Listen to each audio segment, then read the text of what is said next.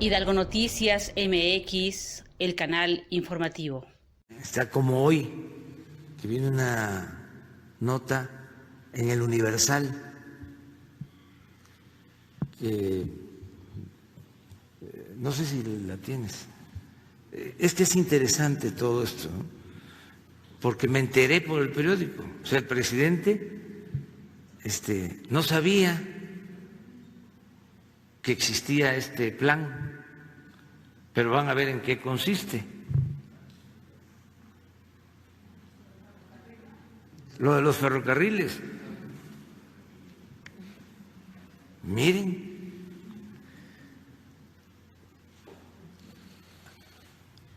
ahora sí que volaron, pero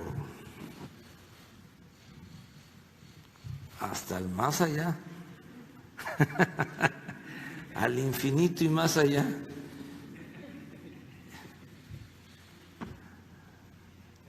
Nunca lo hemos planteado, nunca lo he propuesto, ni en las reuniones al interior del gobierno, ni en público. Imagínense, estas son palabras mayores. Si hacemos la historia, esta fue una de las aberraciones más lamentables del periodo neoliberal. Esto lo hizo Zedillo, de que entregó los ferrocarriles y luego, terminando, se fue a trabajar de asesor a una de las empresas que se beneficiaron con la privatización de los ferrocarriles nacionales. Pero ¿cuál es la historia? El primer ferrocarril que se inauguró, la primera vía férrea, fue la de México a Veracruz, más de 600 kilómetros. Empezó a construirse con el presidente Juárez y se terminó con el presidente Lerdo de Tejada. Ese es el primer ferrocarril, poco más de 600 kilómetros.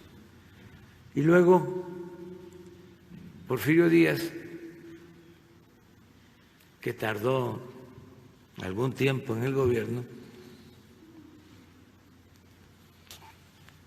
construyó como 20,000 kilómetros de vías férreas. Se comunicó todo el país con ferrocarriles. Él entregó concesiones a empresas extranjeras para construir los ferrocarriles y varias compañías empezaron a construir todos los ferrocarriles. Antes los liberales decían de que entre un pueblo fuerte y uno débil, el desierto. Es una frase atribuida a Lerdo. Y no querían la comunicación con la frontera norte.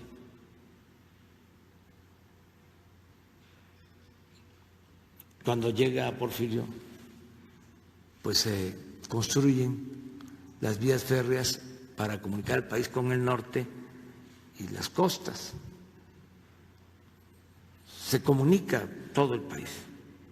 Por eso, bueno, es interesante también que se sepa que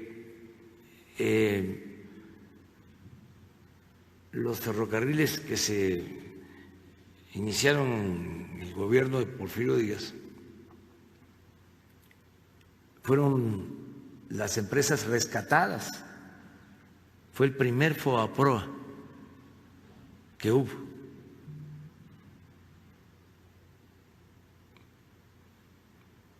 A pesar de que recibían subsidios las empresas, por cada kilómetro que construían había una subvención Es decir, el gobierno les daba un subsidio en el tendido de las vías por kilómetro. Por eso se avanzó muchísimo.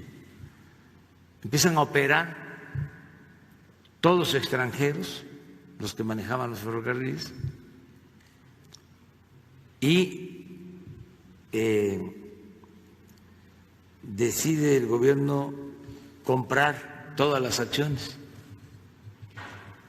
y se nacionaliza el sistema de ferrocarriles. Pero esas cosas que sucedían en ese periodo siguen administrando los extranjeros los ferrocarriles, aún ya siendo propiedad del país.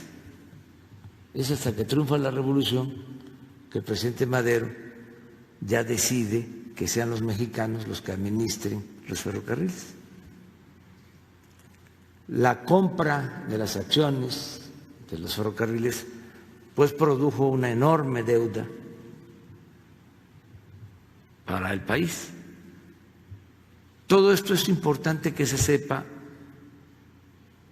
porque los conservadores fueron sembrando la idea de que el gobierno de Porfirio Díaz fue un gobierno eficaz,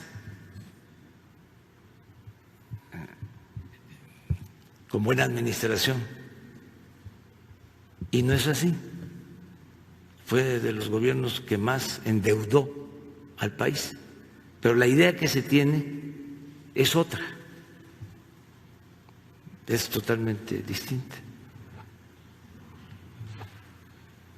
Después de la revolución se siguieron haciendo vías férreas. Bueno, era tan importante la comunicación con los ferrocarriles que por eso la revolución se hizo a caballo y en ferrocarril.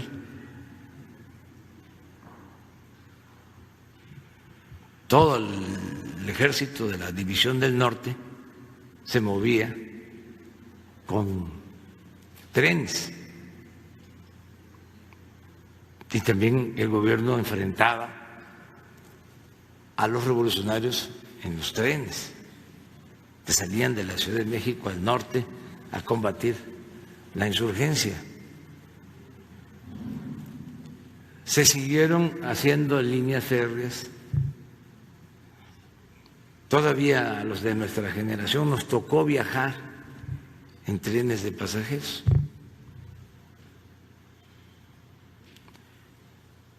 Llegan los neoliberales y en un abrir y cerrar de ojos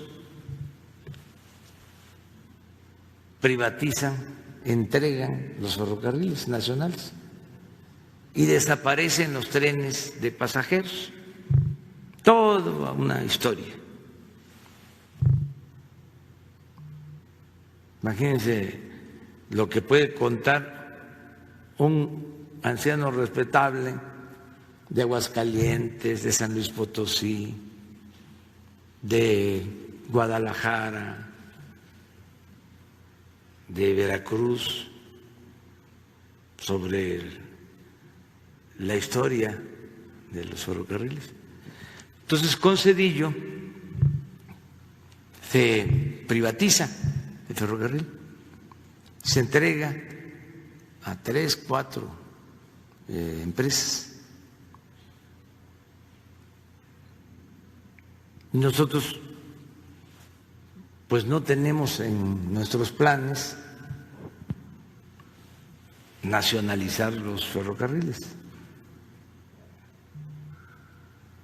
Yo me alegré muchísimo cuando me enteré de que no habían privatizado el ferrocarril del sureste ni el del Istmo. Todo lo demás lo entregaron. Fíjense cuánto les importaba el sureste. Nada, ni siquiera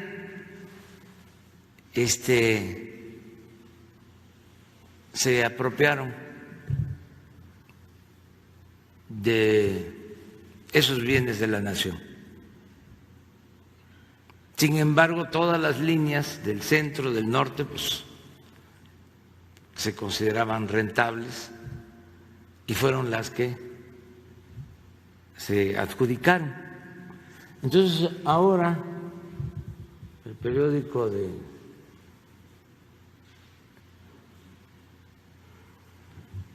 Ili Ortiz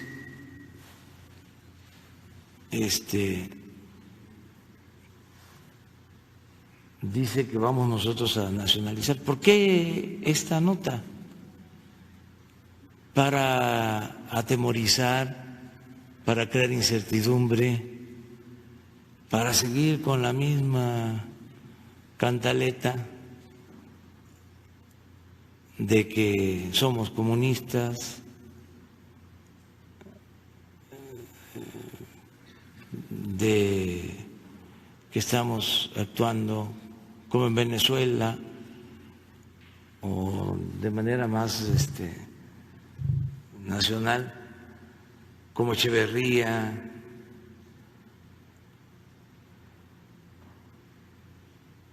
Es eso, pero es totalmente falso, completamente falso.